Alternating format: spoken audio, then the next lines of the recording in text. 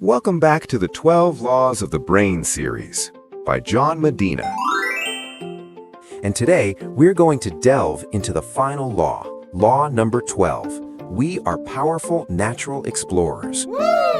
This law isn't about memory, pressure, or performance, but about something seemingly small, yet the source of all human knowledge, creativity, and evolution. That is curiosity. Let's begin with a rather shocking statement. My 2-year-old son was stung by a bee, and he deserved it. Why would a father say that about his child? This story by author Medina truly makes us pause and wonder, what's going on here? And here's the crucial point. The boy didn't just accidentally touch the bee. He deliberately distracted his father to do it. Clearly, this was a deliberate act. So what could be so powerful as to compel a 2-year-old to do something so dangerous and seemingly irrational? And the answer, surprisingly, wasn't vandalism, but one of the most primal and powerful human instincts, curiosity. We are born with a burning desire to experiment, to explore, to understand the world, even if the price is a bee sting. So how does this instinct work in young children? Let's see how these little scientists begin their journey of discovery. This is a truly fascinating point, as it reveals a significant shift in scientific perspective. Before we begin, I have a question for everyone. Why can dangerous behaviors in young children, such as touching bees or acting like bullies, be considered a form of learning instead of just mischief? For decades, it was believed that children were born like blank slates, learning passively from their environment. But now we know that's wrong. From birth, we are active explorers, equipped with tools to understand the world around us. And this is how we do it. It sounds complicated, right? But in reality, children are applying the scientific method entirely instinctively. They observe, they hypothesize, they design experiments, and then they draw conclusions. A complete scientific process, isn't it? Now, let's look back at these very familiar actions. Sticking out their tongue isn't just cute, it's a social experiment. Using a sentence to get a toy isn't just for the toy itself, but to learn about cause and effect. Playing peekaboo is a physics experiment about the existence of objects. And even when challenging their parents' limits, they are drawing their own social map. Okay, so what's going on inside their brains driving all of this? Based on that, you have the answer to why dangerous behaviors in young children, like touching bees or acting like bullies, can be considered a form of learning instead of just mischief.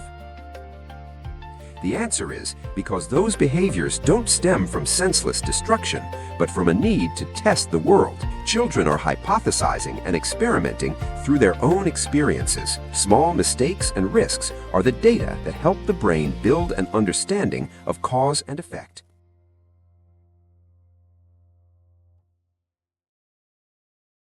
Let's explore the biological basis behind this discovery. Before we get to this part, I have a question for everyone. If the human brain is pre-programmed to learn from birth, what really determines how quickly or slowly we learn later on? Listen to this story. It's unbelievable. A researcher stuck out their tongue at a newborn baby, only 42 minutes old, and the baby stuck out their tongue back. How is that possible? The baby had never even seen their own tongue. This proves one thing. Our brains are pre-programmed with incredibly powerful learning tools from birth. One of those tools is what's called a mirror neuron. Have you ever seen someone yawn and then you yawn too? That's it. These brain cells activate as if we were actually performing the action we're observing. They not only help us learn by imitation, but also form the foundation of empathy, the ability to sense what others are feeling. And it's not just mirror neurons.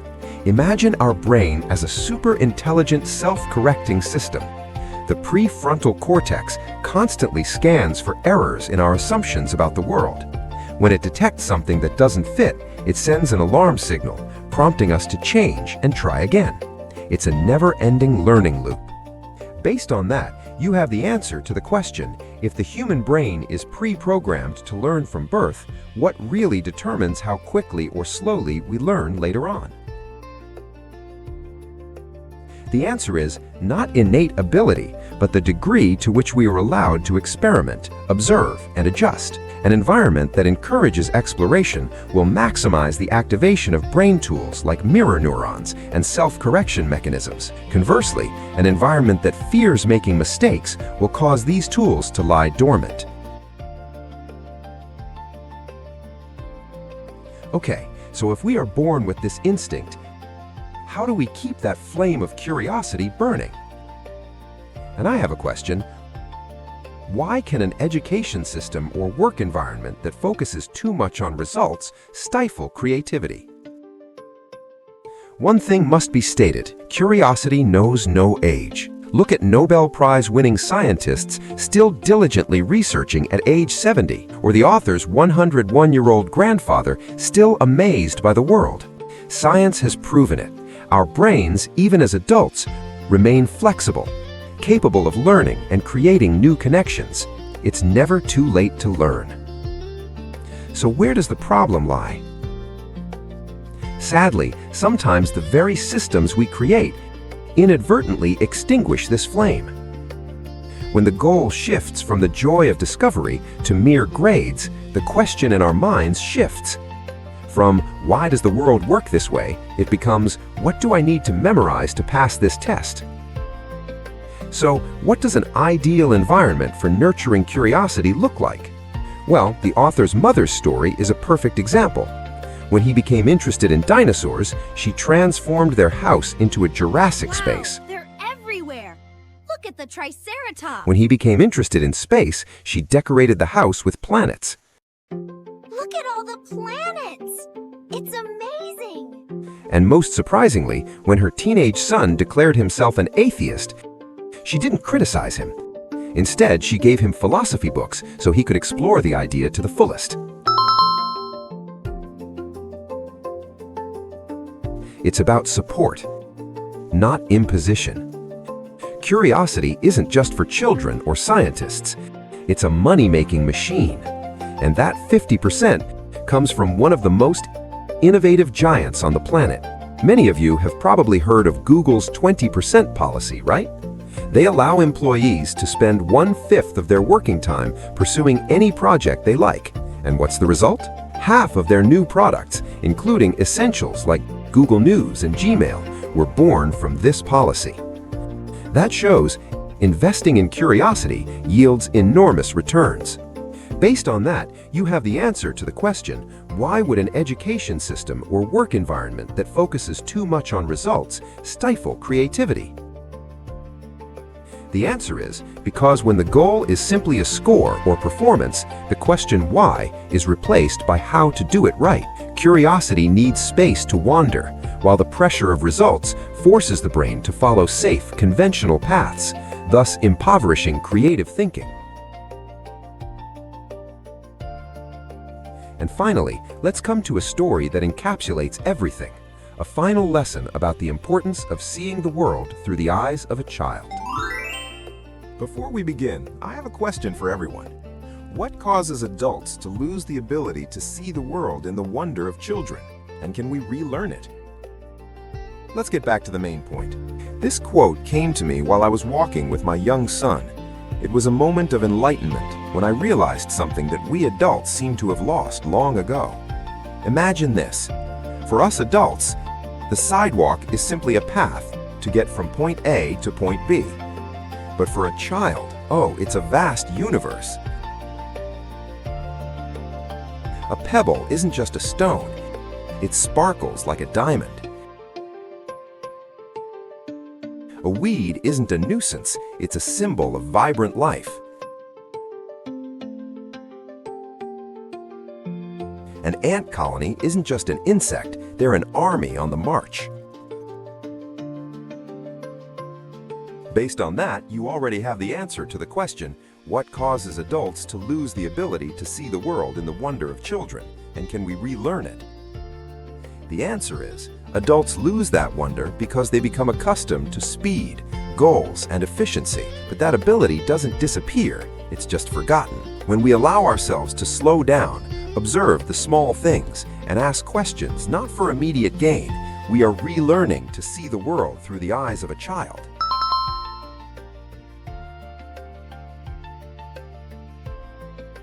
And this final question is perhaps for all of us.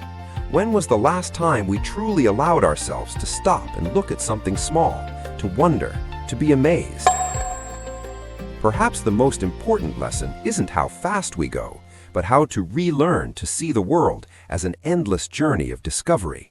Like the greatest explorers, we are our children.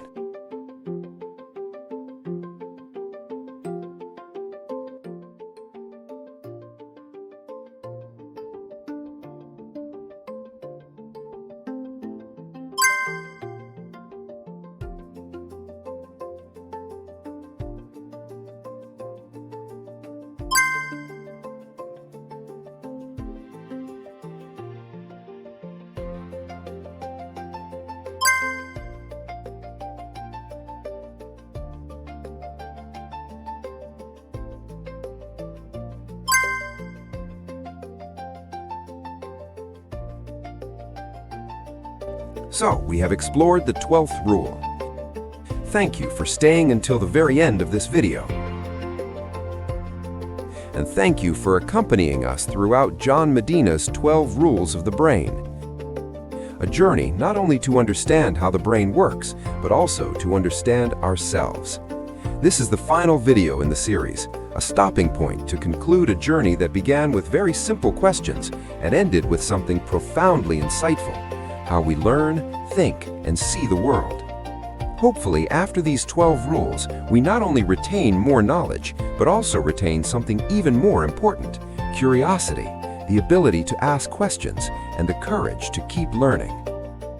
If there's one thing this series hopes to leave behind, it's a reminder that our brains weren't born to stand still, but to explore.